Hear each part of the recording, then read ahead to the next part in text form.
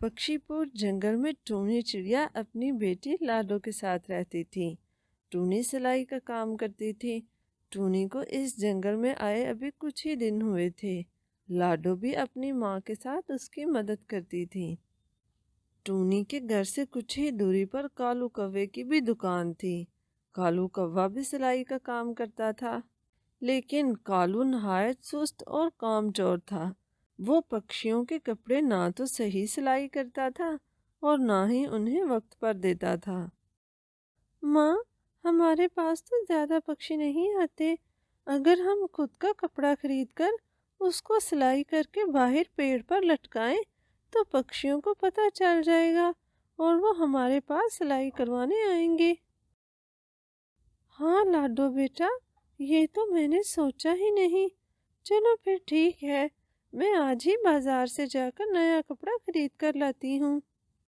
फिर टूनी ऐसा ही करती है। वो कुछ कपड़े सिलाई करके बाहर पेड़ पर लटका देती है। कालू, तुमने फिर मेरे कपड़े खराब कर दिए। इतने महंगे डिजाइनर के कपड़े थे। अगर तुम्हें सिलाई नहीं करने आती तो छोड़ क्यों नहीं देते दुकान?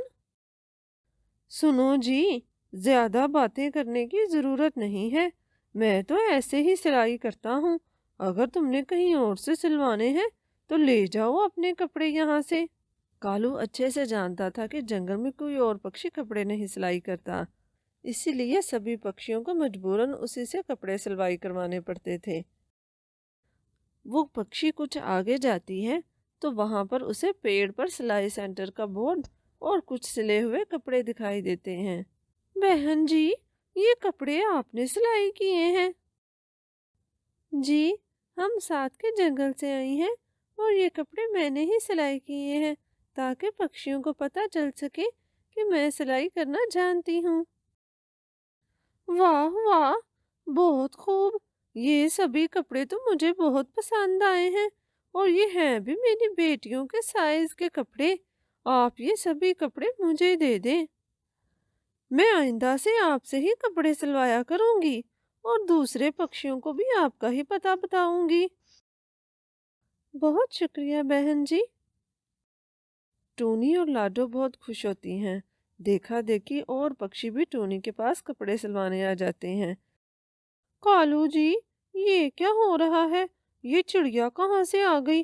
कितने दिनों से मैं देख रही हूँ सारे पक्षी इसी के पास जा रहे हैं। हाँ सौमी, मैं भी बहुत परेशान हूँ। इस चिड़िया ने तो आकर मेरा धंधा ही बंद करवा दिया। इसे यहाँ से भगाना होगा, वरना हमारे तो फाके होंगे। हाँ हाँ, मैंने सुना है अपनी बेटी के साथ रहती है, अकेली है। पति इसका तो कब का मर गया। वैसे ये थोड़ा ही डराने से भाग जाएगी। फिर वो दोनों टूनी चिड़िया के पास जाते हैं। देख चिड़िया, जब से तू आई है मेरा तो कारोबार ही बंद हो गया है। तू चुपचाप यहाँ से निकल जा, वरना अच्छा नहीं होगा। हम यहाँ से नहीं जाएंगे। तुमने जो करना है कर लो और आइंदा यहाँ मत आना, वरना मैं राजा जी से तुम्हारी शिकायत करूंगी। राजा जी का नाम सुनकर वो वहां से आ जाते हैं। फिर एक दिन राजा के सिपाही जंगल में आते हैं। राजा जी की बेटी रानी परी की कुछ ही दिनों में शादी होने वाली है। तमाम पक्षियों को राजा जी की तरफ से ये आज्ञा दी जाती है कि वो शादी की तैयारी कर लें। अब तो और पक्षियां भी शहजादी की शादी पर जाने के लिए टूनी के पास कपड़े सिलवाने आती हैं। टूनी के पास काफी ज्यादा रश हो चुका था। टूनी के कपड़े सिलाई करने की बात काफी दूर तक फैल चुकी थी। ये बात उड़ते उड़ते शहजादी तक भी पहुंच जाती है। उसे टूनी के सिले हुए कपड़े बहुत पसंद आते हैं। वो उसे महल में बुलवाकर अपनी शादी के जोड़े का भी आर्डर दे देती है। माँ, मैं बहुत खुश हूँ। इतने कपड़ों की सिलाई से हमें काफी पैसे आ जाएंगे और हम इससे अपने लिए एक पक्का घर खरीद लेंगे। हाँ मेरी गुड़िया, मैं भी यही सोच रही हूँ। अब तो ये बात कालू से बिल्कुल भी बर्दाश्त नहीं हो रही थी। कालू जी, ये क्या गजब हो गया।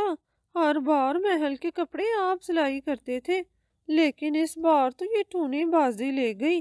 और है भी राजा जी की बेटी की शादी। खूब सारा उपहार देंगे इसे। सीधी तरह से तो वो मानेगी नहीं, कुछ और ही सोचना पड़ेगा। फिर वो दोनों कुछ सोचते हैं। वो दोनों रात काफी होने पर टूनी के घर जाते हैं। टूनी अपनी बेटी के साथ सो रही थी। कालू टूनी की सिलाई मशीन उठाकर बाहर फेंक देता है और सोमी अंदर पड़े पक्षियों के कपड़े कैंची के साथ काट देती है। इसके बाद वो दोनों घर आ जाते हैं। अब देखती हूँ मैं, ये टूनी कैसे कपड़े सिलाई करेगी। अब तो इसकी बहुत बेइज्जती होगी और शायद इसे सजा भी मिले। आज से इसके बुरे दिन शुरू हो गए।